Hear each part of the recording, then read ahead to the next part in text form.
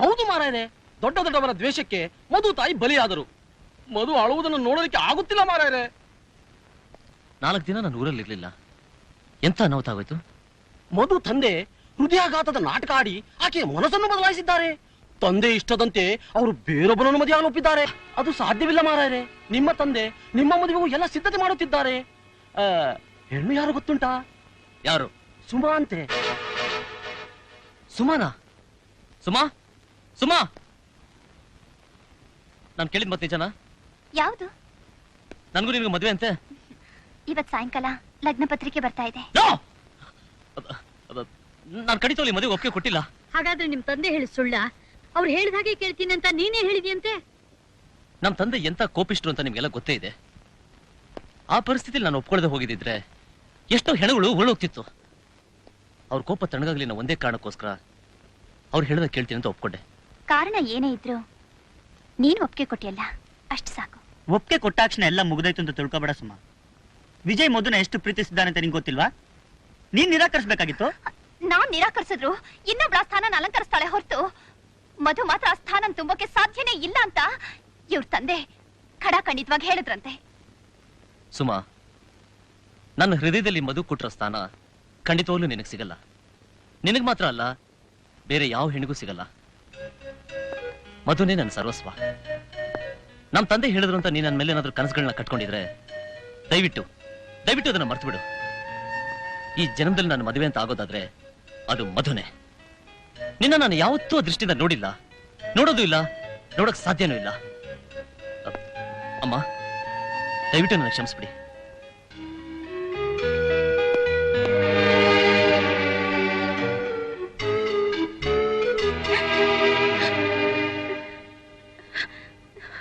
ಮಧು, ನೀನಿಲ್ಲಿ ವಿಜಯ್ ವಿಜಯ್ ಅಂತ ಅಳ್ತಿರು, ಅಲ್ಲಿ ವಿಜಯ್ ಇನ್ನೊಬ್ಳಿಗೆ ತಾಳಿ ಕಟ್ತಾನೆ.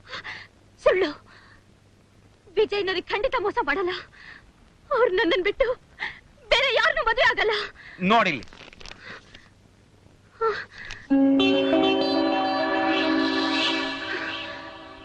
ವಿಜಯ್ ಸುಮಾನ ಮದುವೆ ಆಗ್ತಿದಾರ?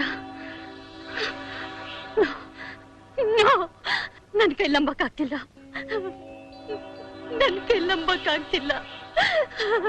ವಿಜಯ್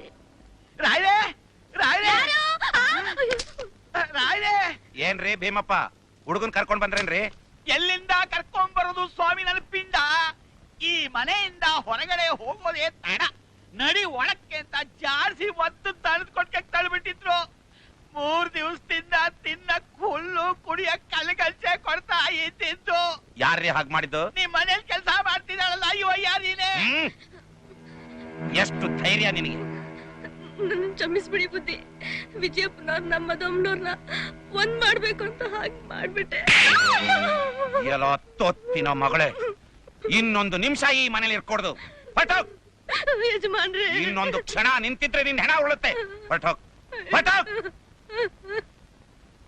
ನೀವೇನ್ರಿ ಇನ್ನೂ ಇಲ್ಲೇ ನಿಂತಿದ್ದೀರಾ? ಆ ರಾಜಶೇಖರ ಗೊತ್ತು ಮಾಡಿರೋ ದಿನ, ಅದೇ ಮುಹೂರ್ತದಲ್ಲಿ, ಅದೇ ಘಳಿಗೆಯಲ್ಲಿ ನನ್ನ ಮಗಳಿಗೆ ನಾನ್ ಮದುವೆ ಮಾಡ್ಲೇಬೇಕು. ಕೇಶವ, ಮುಹೂರ್ತ ಟೈಮಿಗೆ ಸರಿಯಾಗಿ ವಿಜಯ್ ಸುಮಾನ ಕರ್ಕೊಂಡ್ ಬಾ. 1 ನಿಮಿಷ ಹೆಚ್ಚು ಬೇಡ, 1 ನಿಮಿಷ ಕಮ್ಮಿನೂ ಬೇಡ. ನಾನಿಟ್ಟಿರೋ ಮುಹೂರ್ತದಲ್ಲೇ ಈ ಮದುವೆ ನಡಿಬೇಕು. ಹೋಗ್ಬಾ. ಬಾ ರಾಜು, ಬಾ ಮಂದಾಕಿನಿ. ಏನಪ್ಪಾ, ನಮ್ಮ ಮಧು ಮದುವೆನ ಇಷ್ಟು ಅರ್ಜೆಂಟ್ ಆಗಿ ಇಟ್ಕೊಂಡಿದ್ಯಾ? ಎಲ್ಲ ನಿಧಾನವಾಗಿ ಹೇಳ್ತೀನಿ, ನಡ್ರಿ ಒಳಗೆ. ಒಂದೇ ದಿನ ಒಂದೇ ಮುಹೂರ್ತದಲ್ಲಿ, ಅದು ಒಂದೇ ಗಳಿಗೆಯಲ್ಲಿ 2 ಮನೇಲೂ ಮದುವೆ ಇಟ್ಕೊಂಡಿದ್ದಾರೆ. ರಾಜಶೇಖರಪ್ಪನವ್ರ ಮನೆ ಮದುವೆಗೆ ಹೋದ್ರೆ ರಾಮನಾಥಪ್ಪನವ್ರ ಕೋಪ ಬರುತ್ತೆ. ರಾಮನಾಥಪ್ಪನವ್ರ ಮನೆ ಮದುವೆಗೆ ಹೋದ್ರೆ ರಾಜಶೇಖರಪ್ಪನವ್ರು ಕೋಪ ಬರುತ್ತೆ. ಅವರಿಬ್ಬರನ್ನು ಎದುರು ಹಾಕೊಂಡ್ರೆ ನಮಗ್ ಬರೋ ಆದಾಯನೇ 0 ಆಗತ್ತೆ. ಈಗ ಏನ್ ಮಾಡೋದು? ಹಾವು ಸಾಯಬಾರದು, ಕೋಲು ಮುರಿಬಾರದು. ಅದಕ್ಕೊಂದು ಉಪಾಯ ಇದೆ. ಏನು? ನಾವ್ ಯಾರು 2 ಮದುವೆ ಹೋಗೋದೇ ಬೇಡ. ಸರಿಯಾದ ಮಾತು. ನಾವು ಊರಿನ ಜನ ಸೇರ್ಕೊಂಡು 2 ಮದ್ವೆನೂ ಬಹಿಷ್ಕರಿಸಿದ್ರೆ ಆಯ್ತಪ್ಪ. ಯಾರು ಬರ್ಲಿ ಬಿಡ್ಲಿ, ಈ ಮದುವೆ ಅಂತೂ ನಡೆದೇ ನಡೆಯುತ್ತೆ. ಪುರೋಹಿತ್ರೆ, ವಿಜಯ್ ಸುಮಾ ಬರ್ತಿದ್ದ ಹಾಗೆ ಧಾರೆ ಏರಿಸ್ಕೊಳ್ಳಕ್ಕೆ ನಾನು ನನ್ನ ಹೆಂಡತಿ ಇದ್ದೀವಿ. ಮಂತ್ರ ಹೇಳಿ ತಾಳಿ ಕಟ್ಸೋಕೆ ನೀವಿದ್ದೀರಾ. ಮಂತ್ರ ಹೇಳಿ ತಾಳಿ ಕಟ್ಸೋಕೆ ಪಟ್ಟಣದಿಂದ ಒಬ್ಬ ಅರ್ಚಕನಾದ್ರು ಕರ್ಕೊಂಡು ಬರಬಾರ್ದೇನ್ರಿ ಭೀಮಪ್ಪ? ಮಾಂಗಲ್ಯಂ ತಂತು ನಾನೇನ ಮಮ ಜೀವನ ಹೇತುನ ಅಂತ ಮಂತ್ರ ಹೇಳೋದು ಯಾವ ಕಷ್ಟನ? ಮೊದ್ಲು ಗಂಡೊಪ್ಗೇನಾ? ನನ್ನ ಮಗಳಿಗೆ ತಾಳಿ ಕಟ್ಟೋನು ಗಂಡಾಗಿದ್ರೆ ಸಾಕು. ಮೊದ್ಲು ಕೆಲಸ ಮುಂದುವರಿಸಿ. ಬಪ್ಪ ಮದುವೆ ಗಂಡು, ಹಸೆ ಮನೆ ಮೇಲೆ ಕೂತ್ಕೋ. ಸುಲಗ್ನ ಸಾವಧಾನ. ಏನು ನೀನ್ ಹೇಳಿದ್ ನಿಜನಾ? ಹೌದ್ರವ, ನಿಮ್ ತಂದೆ ಆಡಿದ್ದು ನಾಟಕ. ಅವ್ರಿಗೆ ಹಾಗಾಗಿಗೂ ಇಲ್ಲ, ಏನೂ ಇಲ್ಲ. ಮಧು, ವಿಜಯ್ ಇನ್ನೊಬ್ಳು ಕುತ್ತಿಗೆಗೆ ತಾಳಿ ಕಟ್ಟೋಕ್ ಮುಂಚೆ ನೀನ್ ಇಲ್ಲಿಂದ ಹೊರಟೋಗು. ನಾನು ನಿನಗೆ ಸಹಾಯ ಮಾಡ್ತೀನಿ. ಅಕ್ಕ, ಬೇಗ ಹೋಗು. ಹೋಗ್ರವ. ರಾಯ್ರೆ, ಮುಹೂರ್ತ ಮೀರ್ ಹೋಗ್ತಾ ಇದೆ, ಹೆಣ್ಣನ್ ಕರ್ಕೊಂಬನ್ನಿ. ಯಜಮಾನ್ರೆ, ಮಧು ಅಮ್ಮರ್ ಮನೆ ಬಿಟ್ಟು ಹೊಡೋದ್ರು.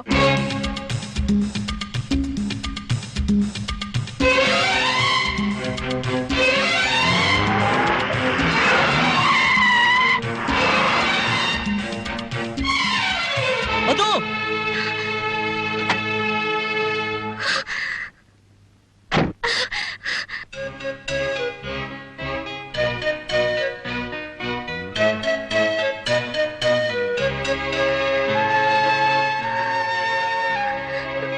ವಿಜಯ್, ಮಧು, ವಿಜಯ್.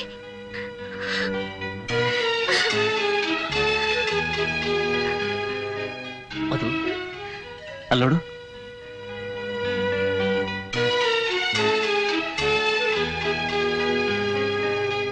ಸುಮಾ, ನಾನೀಗ ಬರೀ ಸುಮಾ ಅಲ್ಲ, ಮಿಸಸ್ ಕೇಶವ್. ಬೆಳಗ್ಗೆನೆ ನಾವಿಬ್ರು ರಿಜಿಸ್ಟರ್ ಮದುವೆ ಮಾಡ್ಕೊಂಡ್ವಿ. ಏನು ಕೇಶವ ಸುಮಾನ ಮದುವೆ ಮಾಡ್ಕೊಂಡು ಬಂದ? ವಿಜಯ್ ಮಧು ಅಲ್ಲೇ ಇದ್ದಾರ?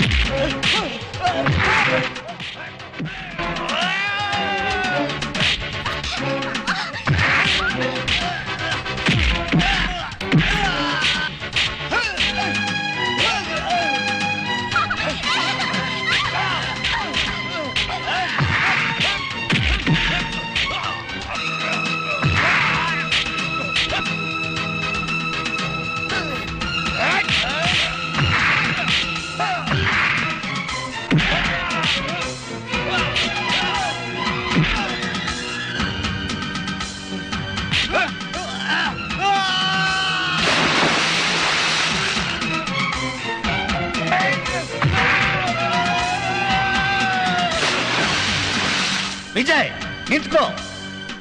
ಮಧು, ವಿಜಯ್, ಅಯ್ಯೋ, ಬೇಡಿ ಅಂದ್ರೆ ನನ್ ಮಗನ್ ಸಾಯಿಸ್ಬೇಡಿ. ಸಾಯಿಸ್ಲೇಬೇಕು ಅನ್ನಂಗಿದ್ರೆ ಮೊದಲು ನನ್ ಸಾಯಿಸಿ, ನನ್ ಮಗನ್ ಸಾಯಿಸ್ಬೇಡಿ. ಅಪ್ಪ, ಹಳೆ ದ್ವೇಷನೇ ದೊಡ್ಡದ್ ಮಾಡ್ಕೊಂಡು ಈ ಪ್ರೇಮಿಗಳನ್ನ ಅಗಲಿಸ್ಬೇಡಿ. ಕರುಣೆ ಕನಿಕರ ಇಲ್ದಿರೋ ಕಟುಕರು ಅಂತ ಗೊತ್ತಿದ್ರೆ ನಾನು ನಿಮ್ ಸಂಬಂಧನೇ ಬೆಳೆಸ್ತಾ ಇರ್ಲಿಲ್ಲ. ಅಪ್ಪ, ವಿಜಯನ ಸಾಯಿಸ್ಲೇಬೇಕು ಅಂತ ತೀರ್ಮಾನ ಮಾಡಿದ್ರೆ ನಿಮ್ ಇಷ್ಟಕ್ಕೆ ವಿರುದ್ಧವಾಗಿ ಸುಮಾನ ನಾನ್ ಮದುವೆ ಮಾಡ್ಕೊಂಡಿದ್ದೀನಿ. ನಮ್ಮಿಬ್ರು ಸಾಯಿಸಿ. ಯಾಕಪ್ಪ ಸುಮ್ಮನಾಗ್ಬಿಟ್ರಿ? ಹೆತ್ತ ಮಗನ ಕೈಯಾರಕ್ಕೊಂದು ತಂದೆ ಅಂತ ನಿಮ್ಮ ಕೀರ್ತಿ ಹೆಚ್ಚುತ್ತೆ. ಶೂಟ್ ಮಾಡಿ. ನೀವು ನನ್ ಸಾಯಿಸಿ. ನಿಮ್ಮ ದ್ವೇಷ ಹಗೆತನ ಇತಿಹಾಸ ಬರೆಯುತ್ತೆ. ಸಾಯಿಸಿಪ್ಪ. ನಿಮ್ಮ ಬಂದೂಕದ ಗುಂಡಿಗೆ ಮೊದಲು ಬಲಿಯಾಗದ್ ಬಿಡಲ್ಲ, ನಾನೇ ಬಲಿ ಆಗ್ತೀನಿ. ಅಪ್ಪ, ಬದುಕಿನಲ್ಲಿ ನಮ್ಮಿಬ್ಬರ ಸಮ್ಮಿಲನದಿಂದ ನಿಮ್ಮ ಹಗೆತನ ಸಮಾಪ್ತಿ ಆಗುತ್ತೆ ಅಂತ ತಿಳ್ಕೊಂಡಿದ್ವಿ. ಆದ್ರೆ ಸಾವನಿಂದ ಆಗುತ್ತೆ ಅನ್ನೋದಾದ್ರೆ ಅದಕ್ಕೆ ನಾವಿಬ್ರು ಸಿದ್ಧ. ಶೂಟ್ ಮಾಡಿ. ರಾಜಶೇಖರ್ ರಾಯ್ರೆ, ನೀವೇನಾದ್ರು ಆತರ ಪಟ್ಟು ಅನಾಹುತ ಮಾಡಿದ್ರೆ ಪುತ್ರ ಶೋಕ ನಿರಂತರವಾಗುತ್ತೆ. ರಾಮನಾಥ್ ರಾಯ್ರೆ, ನೀವಾಗ್ಲೇ ದುಡುಕಿ ನಿಮ್ ಮನೆಯವ್ರನ್ನ ಕಳ್ಕೊಂಡಿದ್ದೀರಿ. ಪುನಃ ಪ್ರಾಣಕ್ ಪ್ರಾಣವಾಗಿರೋ ನಿಮ್ ಮಗಳನ್ನ ಕಳ್ಕೊಂಡು ಜೀವನ ಪರ್ಯಂತ ಕೊರಗೋ ಹಾಗೆ ಮಾಡ್ಕೋಬೇಡಿ. ದಯವಿಟ್ಟು ದಯವಿಟ್ಟು ನಿಮ್ ಮನಸ್ಸನ್ನು ಬದಲಾಯಿಸಿಕೊಂಡು ಇವರಿಬ್ಬರ ಸಮ್ಮಿಲನಕ್ಕೆ ಆಶೀರ್ವಾದ ಮಾಡಿ.